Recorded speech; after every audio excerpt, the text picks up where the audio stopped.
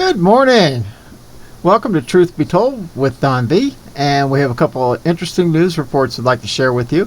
Before we move to that, please remember to subscribe. Most of the people who watch my videos aren't subscribers. And I don't make a dime off this. It's all about getting that information out. So without ado, let's go ahead and click the link. It says, watch as Harris Faulkner interrupts Biden's speech about vaccinating the world to ask when 1.3 million illegals he let in will be vaccinated. Fox News' Harris Faulkner cut into Joe Biden's speech, video below, for ignoring the border disaster during his announcement the U.S. will vaccinate people worldwide. The United States is buying another 500 million doses of Pfizer to donate to low and middle income countries around the world. It brings our total commitment of donated vaccines to over 1.1 billion vaccines. Not a vaccine. They're a genetic DNA modifier, a kill shot. Nice pivot by Biden, but Harris Faulkner wasn't buying it and said, are any of them going to be vaccinated? Harris was speaking about the 1.3 million illegals who have already crossed our border. Let's give this a listen. To step in because this was a live event at the White House, and I want to point out a couple of things because this is a complete shift away from what we know is a disaster unfolding on our border right now. So much so that they are trying to send large planes to tarmacs to take Haitians back, but have only managed to take back about 100 of them. And we've got thousands of people under that bridge in Del Rio. So one of my questions for the president, if and when he ever decides to take them again, 1.3 million people let into this country during his presidency so far. Are any of them going to be vaccinated? Is he saving some of those vaccines for the people here? And you heard the three governors, Republican governors, who just joined me moments ago, talking about our border. And they had forecast, the president's going to make a shift now in topic. And here's my question. It's our border he might want to focus on, not other countries' borders. We can help them without making an announcement and not taking questions on other things. Anyway, the president at the White House putting out the good news that we're going to help others. But we've been helping them for a while. That's who we are. We're America. Yeah. The video below of a portion of Biden's announcements, I don't want to watch that. Do you?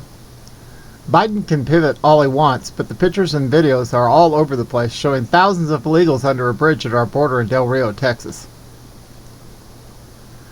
Yes, they are. This guy makes me sick. Must watch. Tucker Carlson raises questions about the January 6th security footage showing Black-Clad Operatives leading the charge into the Capitol building. How many federal agents were involved? There's a video. Recently released security camera footage from the U.S. Capitol captures the moment the crowd first broke into the building on January 6th. Instead of showing a raucous gang of violent MAGA-clad white supremacists busting through the doors and windows like the media claims, the ones leading the charge didn't look anything like Trump supporters. In the video, a group of black-clad operatives can be seen breaking into the building only to disappear seconds later as the crowd rushes in behind them. Tucker Carlson, one of the only establishment media figures willing to go against the approved narrative about January 6th, showed the video and raised a couple of pressing questions for the public on a recent episode of his night show, Tucker Carlson Tonight. He exposed the damning security footage to his 3+ million nightly viewers with the caption, "We finally know what happened on January 6th." After pointing out that the power-crazed U.S. intelligence agencies have done this sort of thing before multiple times, including very recently to conservatives. He had just one question for people tuning in. How many federal agents were there on January 6th? Let's take a look. Showing a squad of people dressed in all black systematically entering the Capitol and kicking open one of the exterior doors on the Senate side. These people appear to be well-trained and coordinated. They're not high on hallucinogenic mushrooms. The question is, who are they? And why don't we know their names? And why aren't they dressed like any of the other people in the footage that was just released? Remember, we were attacked for saying this, but we've already been vindicated for it. We still don't know how many federal agents were involved in the events that day on January 6th, but we have very good reason to believe from court documents that it's a significant number. And here's one clue. At a recent rally in Washington, the feds managed to arrest one of their own undercover agents. There were so many feds at the event that they lost track of each other and arrested one of them. So we ask once again, how many federal agents were there on January 6th? Good question. Good question. The clip that Carlson played is just a small part of the footage that was released. In a video from a short time later in the same area, Trump supporters can be seen peacefully walking around and enjoying themselves as if it was a busy day at the mall. Oh, the horror. So much for the day that was worse than 9/11. Exactly. The leftist insurrection narrative, Pelosi's partisan witch hunt, are a complete joke. Yes, they are. Okay, moving on to the next one. It says, Biden exposes his dementia to the world.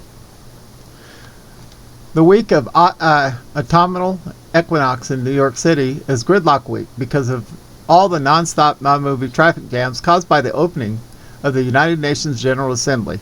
American presidents have long given speeches there during opening week, and this year was no exception when the former Vice President Biden dropped in to show the entire world that what we have long known since inside the United States, that he's suffering from dementia and diminishing mental capacity. New York's clogged traffic woes reflect the mental state of New York's and America's president. Biden cannot function without a teleprompter or pre-printed cheat sheets, which tell him how to meet and greet his peers. And Andrea Wilberg noted, Biden can't even so much as say hello to Boris Johnson without reading it first from his cheat sheets. This is likewise evident the day before when Biden met with the UN Secretary General. Biden has a televised meet and greet session with the Secretary General during which he only spoke for about 2 minutes on general themes and couldn't get through it without his cheat sheets. Naturally, the Secretary General, being of sound mind and reasonable lucidity, needed no such notes at all to make his own reply. Biden made an incredible claim about climate change at 41 seconds, and dealing with the gravest threats to humanity we've ever seen, which is the whole climate crisis we're undergoing, that can only be met with global solutions. The remark is so stupid that it's actually obscene. Climate change is supposedly a greater threat than Nazism or Genghis Khan or the Black Death of 1350, which killed off half the world. Climate crisis of 536-540, when a volcanic eruption in the East Indies caused a global nuclear winter and mass famine and disease. That's not sufficient for what Biden claims now either. It only went downhill from there the following day when Biden literally addressed the world assembled at the opening meeting of the General Assembly, figuratively pulling down his own pants and exposing his shortcomings to all nations. Oh my word. Before Biden got to the ultimate killer Bidenism, as the master funnyman that he is, he warmed up the world with these choice Bidens. 8 minutes 21 seconds. The finance global health security that builds on our existing development assistance in global health and the global health threat council that is armed. And then there's another one. But we're not seeking, say it again, we're not seeking a new Cold War. This isn't the first time Bite Me has made his Bideism. On August 12th, Bite Me made a reference to a cold reality. To address the urgent threats like COVID-19 and climate change, or enduring threats like nuclear proliferation. It's not the first time he mangled the word that either. He then proceeded to outdo himself. 1712. The United States remains committed to preventing Iran from granting a nuclear weapon. 1813. We know the bitter sting of terrorism. The bitter sting of terrorism, is it real? We've most all experienced it. 2440. We cannot give up on solving raging civil conflicts, including Ethiopia and Yemen, where fighting between our warring parties is driving famine, horrific violence, human rights violations against civilians. The clip from which I cued the Bideisms have ran out, and I had to find the conclusion of the speech here. The time footage indicated at this point is from the second clip. Bite Me came up with this beauty of a Bideism. 2608. And a belief in the universal rights of all people, it's stamped into the DNA of our nation, and critically it's stamped into the DNA of this institution, meaning, of course, the United Nations. Biden should have quit at this point, and while he was still behind, since it was already clear he was talking about the UN. But then Drum roll, please. Biden tried to gild this lily to make his good compliment about the UN even gooder, to make sure the UN understood he was talking about this institution, the UN itself. But amazingly, Biden said, the United States. Bada bing! Way to go, brainless one. Make sure you place your dementia on stage, literally, for the entire world to see.